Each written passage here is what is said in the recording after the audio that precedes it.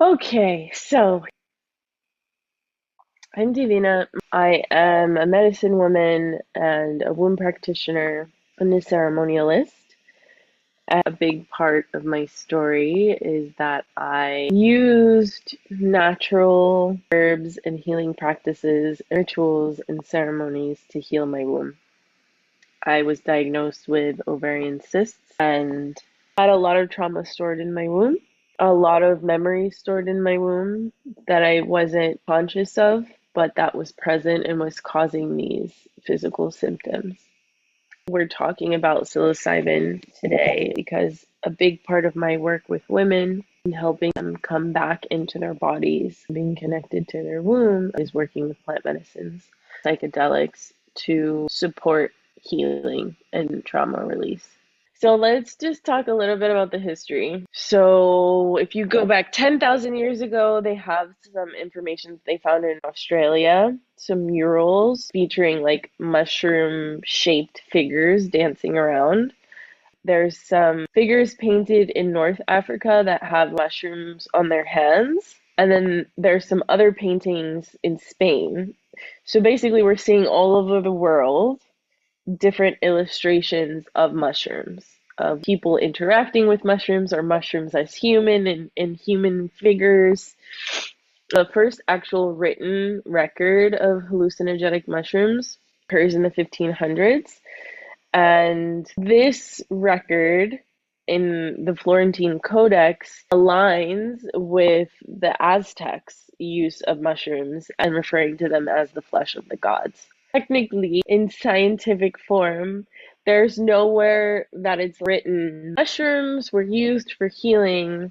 But when we look at the fact that all over the world, there are these paintings and kind of these like drops of information that kind of shows that mushrooms were really integral parts of these cultures, these tribes. That's not a coincidence. They had some knowledge that had them using these medicines on a regular basis.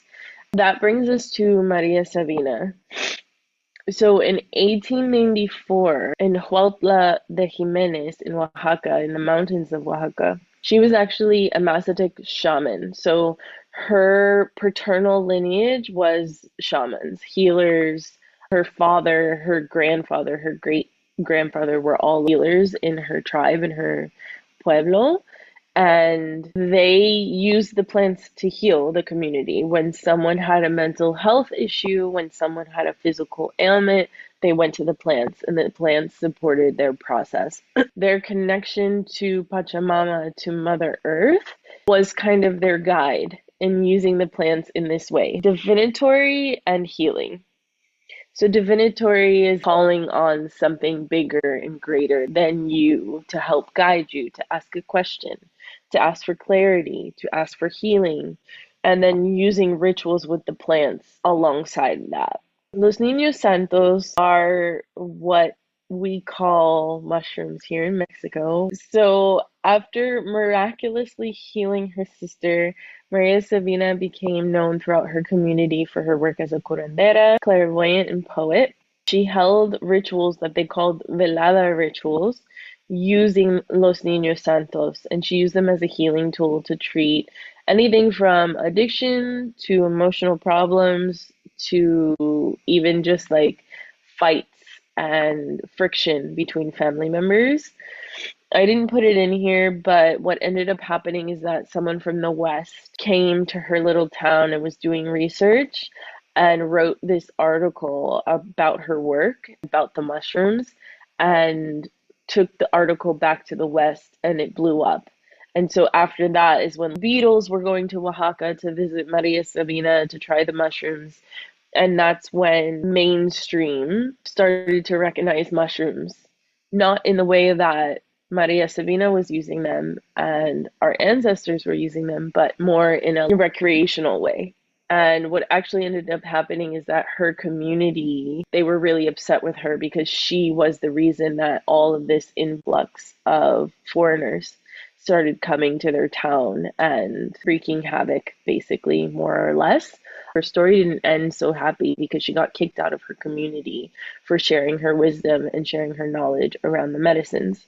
There's a quote from her at the bottom that says, "There is a world beyond ours. The sacred mushroom takes me by the hand and takes me to the world where everything is known.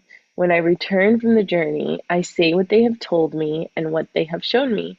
And that's what she did.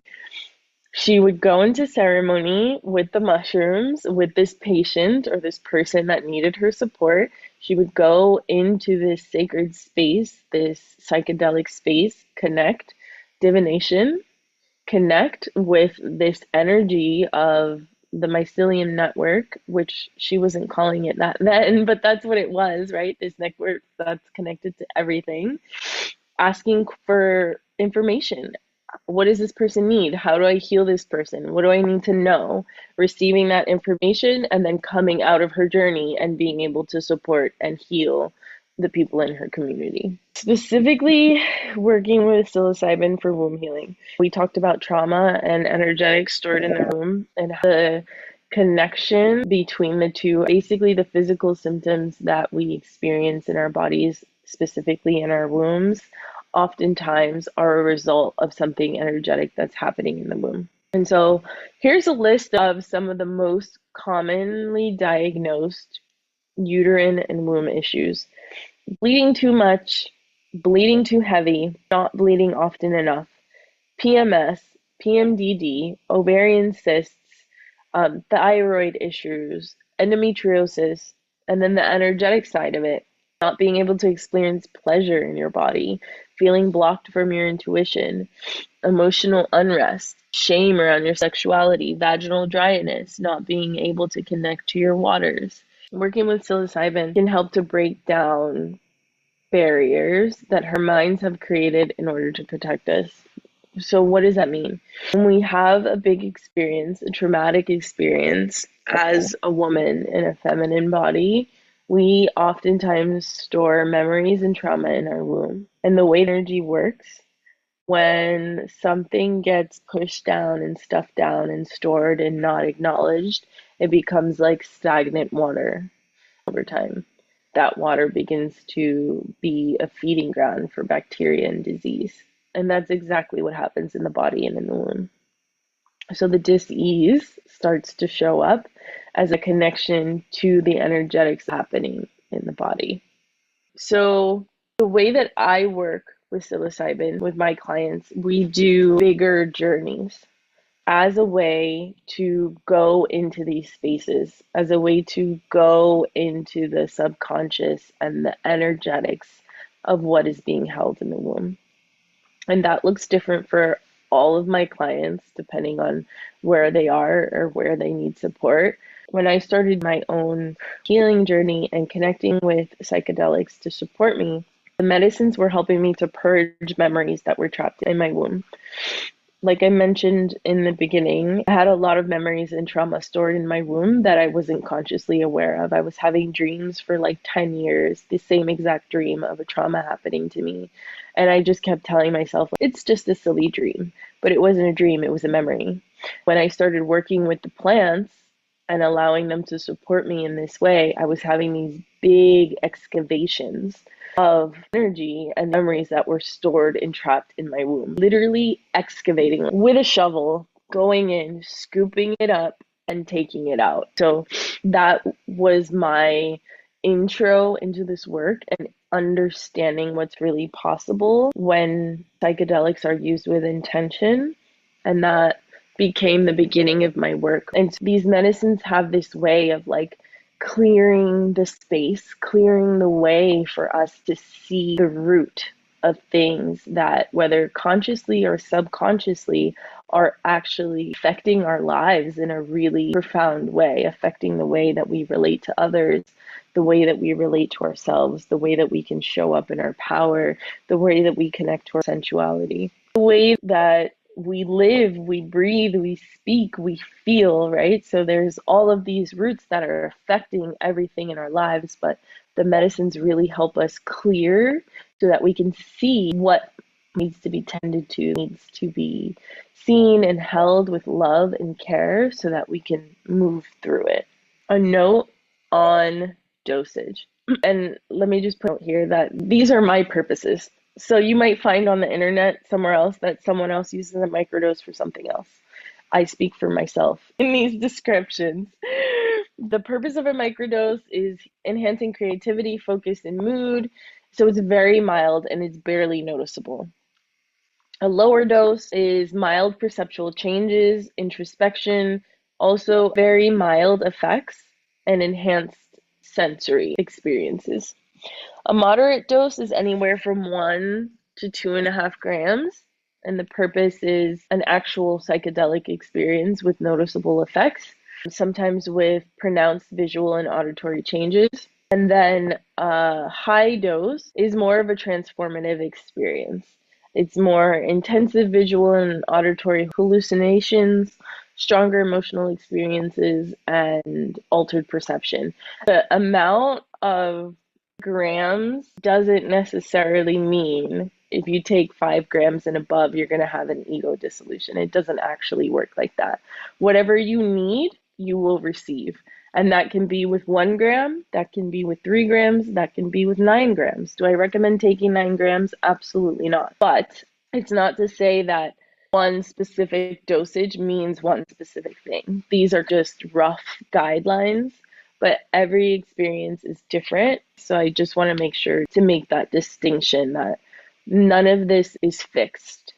It's all fluid and flexible, depending on all of these factors of where you got the medicine from, how you're sitting with and experiencing the medicine, how you're relating to the medicine, what your intentions are with the medicine. Is there someone there with you? Here, we're going to talk about hormones, serotonin, and the cyclical connection of all of this. This is a great ally for mood swings, anxiety, depression, and I'm going to talk about specifically PMS and PMDD, which is post-menstrual dysphoria disorder. Hormones are fluctuating, serotonin is fluctuating, and we have a medicine that is serotonergic, meaning it's going to interact with these systems. Let's talk about estrogen and serotonin. So as estrogen is going to increase, we're going to see levels of serotonin increase as well. That's when estrogen is high. Some women can actually be a bit more sensitive to any serotonergic substances. Estrogen can play a role in how we are experiencing our psychedelics. When we have progesterone and serotonin, as progesterone is fluctuating, we can see increase mid-luteal phase, and that is the same window where we see PMS and PMDD symptoms. And that mid-luteal phase is also where we start to see, for some people, an exacerbation of existing symptoms, inflammation, anxiety, depression, or digestive issues. When we see higher progesterone levels, we're also seeing lower levels of serotonin and higher levels of MAO enzymes, which are enzymes that are going to break down serotonin and dopamine. So what are MAO enzymes? So these are enzymes that break down serotonin and dopamine. These enzymes play a big role in a lot of things, and we have plants that can also inhibit these enzymes. So estrogen, BDNF, and menopause. Lower estrogen disrupts BDNF, which is our brain-derived neurotropic factor, and serotonin signaling, which is going to weaken neuroplasticity and increase risk of depression, and it affects our neural health. Psychedelics both activate serotonin receptors and increase BDNF, supporting neural repair and resilience. So where do psychedelics fit in? Helping stabilize across the cycle, PMS and PMDD symptoms. Because it's serotonergic, it's going to support serotonin signaling, which can help counter low serotonin states linked to PMS and PMDD, increase emotional resiliency, soften anxiety and depression, support neuroplasticity. Protocols, there is you dose one day, 2 days off, and then you dose again, and then 2 days off, and then you dose again. And that's one. Another one is 4 days dosing, 3 days rest. And then another one is 5 days dosing, 2 days rest. Ideally, you can rotate these weekly. Some people cycle for 3 months. Some people cycle for a month. And then it will rest 2 to 4 weeks. These are some common protocols that people will follow. Blood and Botanicals is our holistic ritual coaching program. This beautiful balance of my work with the energetics of the womb and spirituality and connecting to our wombs as our source of power, as our source of reclaiming our sensuality, our feminine essence, especially in a world where a lot of women are functioning from the masculine because we have to survive.